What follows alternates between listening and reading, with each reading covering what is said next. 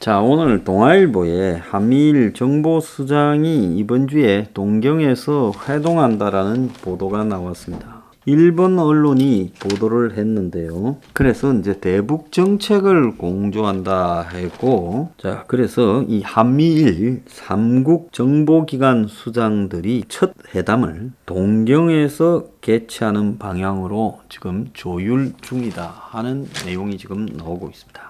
그래서 여기에서 지금 누가 참가하느냐고 보니 박지원 한국 국정원장, 그리고 에브릴 헤인스 미국 국가정보국 국장, 그리고 일본의 지금 이 다키자와 정보관이라고 하는 사람이 참가를 한다고 합니다. 자, 국정원에서는 이 내용을 일본의 민영 TBS가 보도를 했는데 부인하지는 않고 있는데, 한미일 정보기관 수장이 이렇게 회의를 일본에서 열게 된다는 것은 사실 좀 심상치 않은 일이죠. 바이든 정권 출범 이후에 한미일 정보기관장이 회동이 추진된 것은 이번이 처음인데, 이번 회의에서 미국의 새 대북 정책, 북한 내부 상황에 대한 정보 교환이 지금 이루어진다, 이렇게 이야기가 나오고 있는데, 왜 이번에 한미일 정보기관장들이 회의를 하는가 하면 가장 핵심인 사유가요, 미국과 한국의 대통령이 회담하는 5월 20일 그 점에서 북한이 어떤 도발을 할 것인가, 거기에 어떻게 대응하는 것인가를 논의하기 위해 이런 회의가 급히 열렸다고 합니다. 자, 지금 북한에서는요, 남측의 광대 노름, 이 부분을 이 북한 내부에서 비판하고 있다라는 이야기가 나오고 있습니다. 그래서 미국의 대북 정책에 문가리 정권이 어지간히 쪼아대서 북한을 상대로 이 스몰 딜도 일종의 협상 내용인 것처럼 넣어뒀다는 거예요. 그래서 오바마의 전략적인 내도 아니고 트럼프식의 톱다운 방식에 의한 정상회담도 아니지만은 단계적 비핵화라는 부분을 넣어놓은 것도 북한을 배려해서 한국 정권이 워낙 좋아서 그 정도라도 해줬다는 겁니다. 그런데 이 문 정권이 한미 간의 조율이 남북 대화의 힘이라고 계속 정권에 이 북한 관련 일을 풀어가는 자들은 말을 하고, 한미 회담 정상 전이라도 남북 대화에 나서겠다라는 이런 의도를 가지고 있다는 겁니다. 그래서 종전선언을 미국 바이든 대통령에게 직접 요청하겠다, 지금 이런 이야기까지도 하고 있다는 이야기도 들립니다. 자, 김정은이가 그렇다고 2018년처럼 다시 협상으로 나올 건가에 대해서는 미지수다라는 거예요. 자, 북한이 현재 문재인 정권에 대해서 우리가 미국을 잘 말하고 이렇게 따둑거릴 거니까 우리만 믿고 협상에 넣으라는 말을 하기는 어려울 거다. 자, 북한이 최근에 문가리를 문목사라고 하고 광대 노름이라고까지 말하고 있다.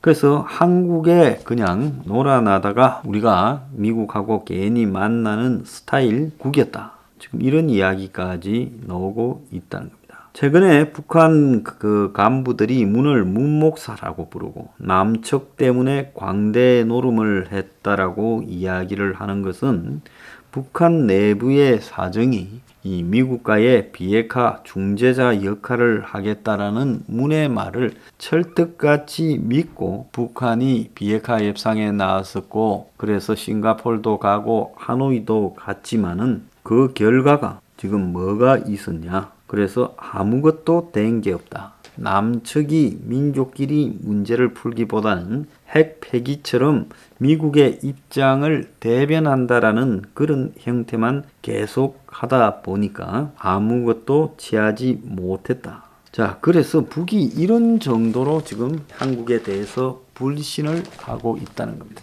이 속에서 5월 21일 날 이 한미 정상회담을 앞두고 지금 아젠다나 의전이나 어떤 것도 아직 합의가 되지 않고 표류 중이다라는 이야기까지 나오고 있습니다.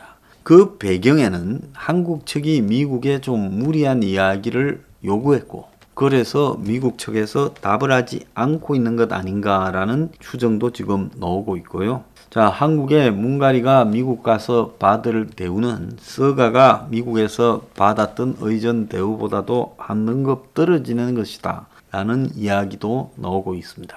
자, 그런데 놀라운 거는 문가리가 육자 회담을 재개하자고 하며 자기가 G7이나 또 국제적으로 육자 회담을 복원하기 위해 사람들을 만나고 다니겠다. 그래서 미국 보고 육자 회담을 복원하자고 이야기를 했다는 말까지 나오고 있습니다. 참으로 이 문 정말 웃기는 사람입니다.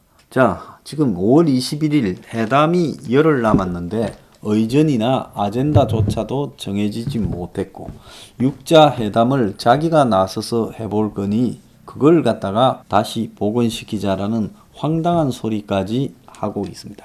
자, 이런 와중에 미 의회 조사국이 바이든이 향후에 대북 제재를 완화한다면 법적 요건 문제가 매우 복잡해질 수 있다. 미북 대화가 재개된다 하더라도 트럼프 행정부 때와는 상황이 많이 달라진 상황이다. 이렇게 지금 미 의회 조사국이 언급을 했습니다.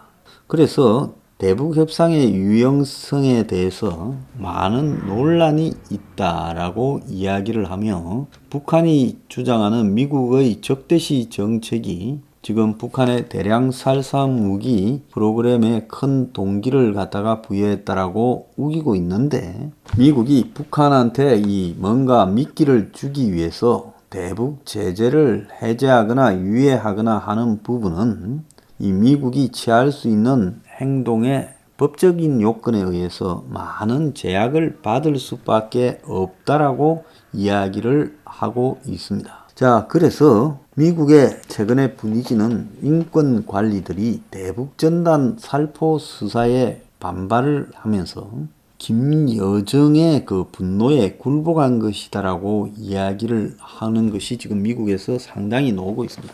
우리가 이 청문회까지 해서 4월 15일 날 그것도 김일성이 생일날 청문회를 해서 한국에 대해서 인권 문제를 지적했는데 미국이 지금 이렇게 지적했음에도 불구하고 한국이 깔아뭉갰다. 이것은 있을 수 없는 이야기다라고 말을 하고 있습니다. 그래서 이 부분 또한 미국에서 북한에 대한 강격파들에게 여러 가지로 북한 비핵화를 믿지 말라는 논리를 제공해 주고 있고요.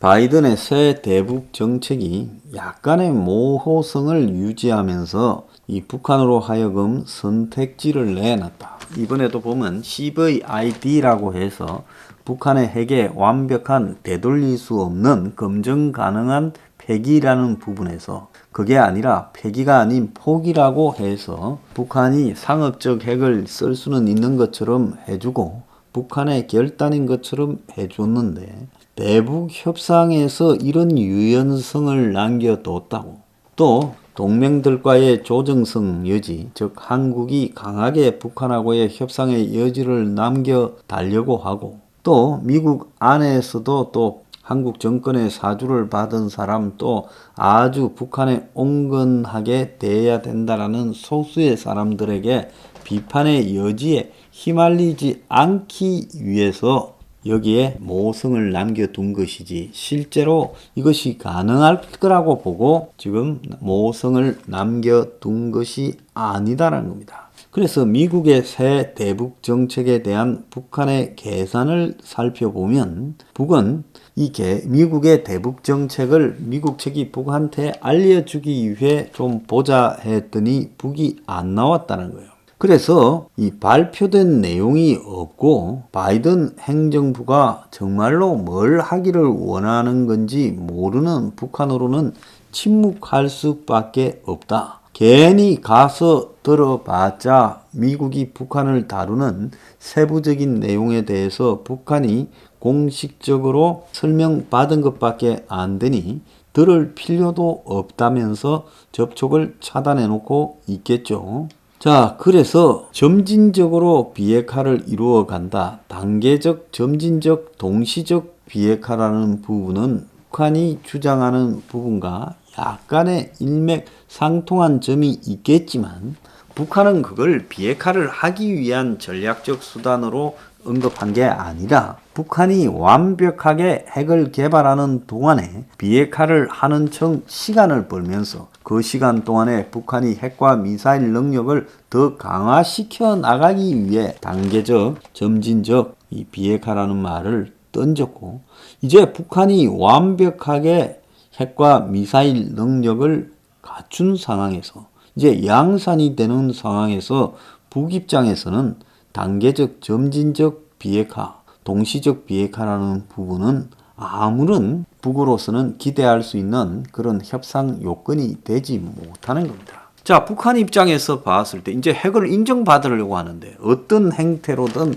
북한 핵을 용인하지 못한다는 전제하에 단계적 점진적 비핵화를 해봤자 북한은 처음부터 이것은 미국을 길을 잘못 들이는 거다라고 생각하고 있기 때문에 이제 이것은 물 건너갔고 이것으로 북을 끌어들일 수는 없다. 그것은 철저하게 한국의 생각일 뿐이다라고 보입니다. 자, 어쨌든 지금 일본의 한미일 정보수장이 모여서 지금 한미 정상회담 기간 중에 북한의 도발을 걱정해야 될 정도니 이것도 참 보통 일은 아니다 생각이 듭니다.